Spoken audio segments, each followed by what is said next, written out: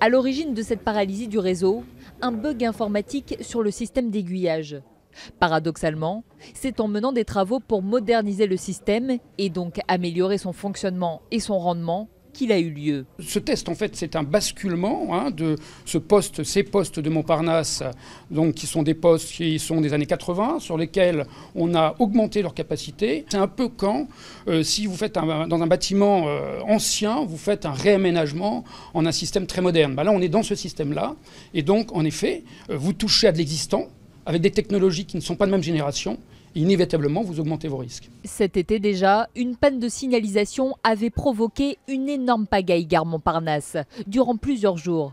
Avec pour origine, toujours, la volonté de rendre le réseau plus performant. La raison était la même, c'est-à-dire augmenter le trafic pour répondre à la demande.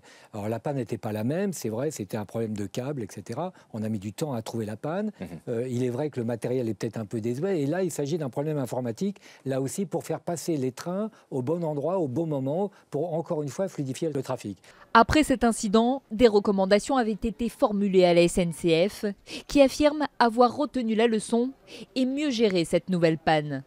Pas forcément convaincant pour Elisabeth Borne, ministre des Transports, qui a convoqué le PDG de SNCF Réseau ce matin.